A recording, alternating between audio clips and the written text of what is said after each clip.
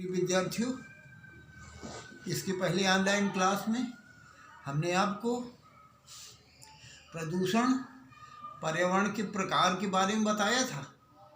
उसमें हमने जल प्रदूषण के बारे में आपको बता दिया है और आज हम आपको इसी क्रम में आगे चलते हैं और वायु प्रदूषण यानी एयर पॉल्यूशन के बारे में बताते हैं।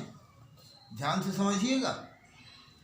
वायुमंडल में विभिन्न प्रकार की गैसें एक निश्चित मात्रा तथा अनुपात में विद्यमान होती हैं, किंतु जब वायु में अवांछनीय तत्व प्रवेश करते हैं तो वायु में विद्यमान गैसों का भौतिक अनुपात तथा संतुलन बिगड़ जाता है। इस स्थिति को वायु प्रदूषण के नाम से जाना जाता है। क्लियर?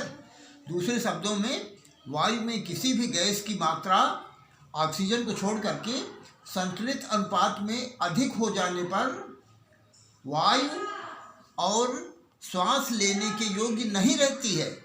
इस दृष्टि से वायु में किसी भी गैस की मात्रा में वृद्धि या किसी अन्य पदार्थ का समावेश वायु प्रदूषण कहलाता है।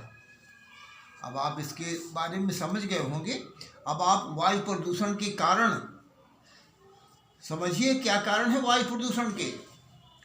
तो सबसे पहले आप समझें, विभिन्न प्रकार के वाहन, कार, स्कूटर, ट्रक, रेलगाड़ी, वायुयान, जलयान आदि प्रतिदिन विषैले पदार्थ जैसे धुआं तथा गैसें वायुमंडल में छोड़ते हैं।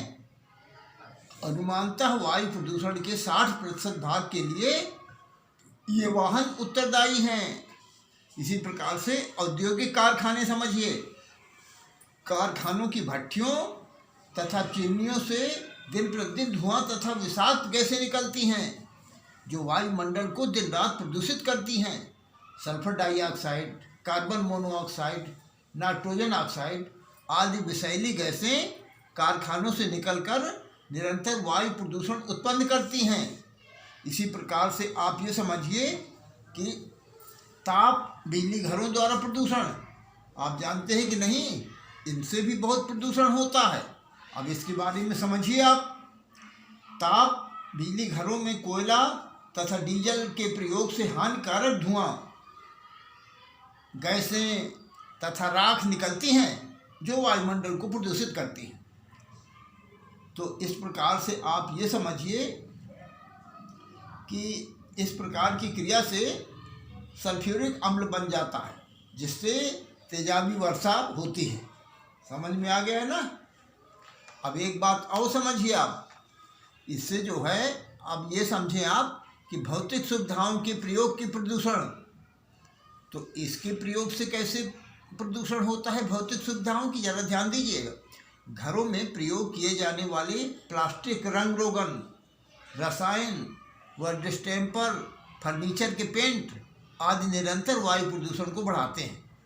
फ्रिज तथा वातानुकूलित कमरों से गैसें निकलती रहती हैं जो धूल के रूपों में मिलकर तथा हमारे फेफड़ों में जमा होकर कैंसर का कारण बन सकती हैं।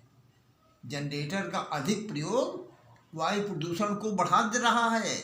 डीजल के दहन से बारीक कण यानी एसपीएम, या आप समझें एनो या SO2, इस प्रकार की गैसें हैं। और समझिए, पॉलीसाइक्लिक एरोमेटिक हाइड्रोकार्बन यानी PAH पैदा होते हैं जो कैंसर तथा फेफड़े व हृदय रोगों के लिए जिम्मेदार हैं। इसके अलावा अन्य कारण भी तो हैं। अन्य कारण समझिए, आणविक विद्युत ग्रहों से निकलने वाले रेडियोधर्मी तथा वायु को प्रदूषण कर देते हैं।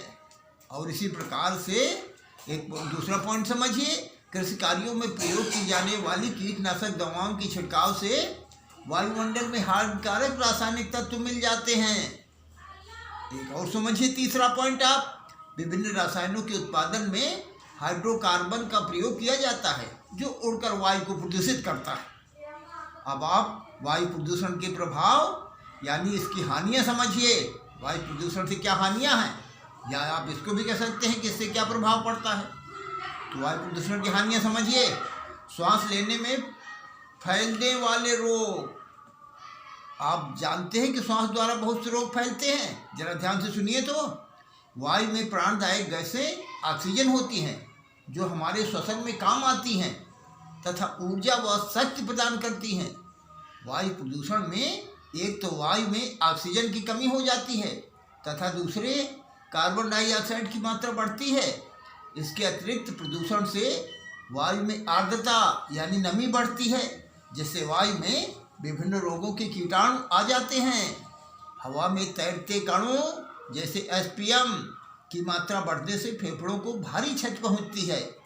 एसपीएम के कारण खांसी, सांस फूलने व दमा का खतरा बढ़ जाता है। अशुद्ध वायु का सेवन करने से सिरदर्द, घुटन, भारीपन, चक्कर, चिड़चिड़ापन आदि लक्षण उत्पन्न हो जाते हैं। ऐसी वायु का अधिक समय तक सेवन करने से उल्टी की भी शिकायत होने लगती है। फैलने वाले संक्रमण रोगों को आप ये समझें कि जीवाणु श्वास के साथ ही वायु में आते हैं, जैसे तपेदिक, निमोनिया, जुखाम इत्यादि। इसके अतिरिक्त अधिक समय तक अशुद्ध वायु का सेवन करने से शरीर की रोग प्रतिरोधक शक्ति कम हो जाती है। डीजल दहन के से कार्बन मोनोऑक्साइड भी बनती है जो गंभीर हृदय रोगों के लिए उत्तरदायी है। इसी प्रकार से आप समझें, धूल कणों से युक्त वायु से रोग। धूल कणों से युक्त वायु से रोग कैसे होते हैं, ध्यान दीजिए।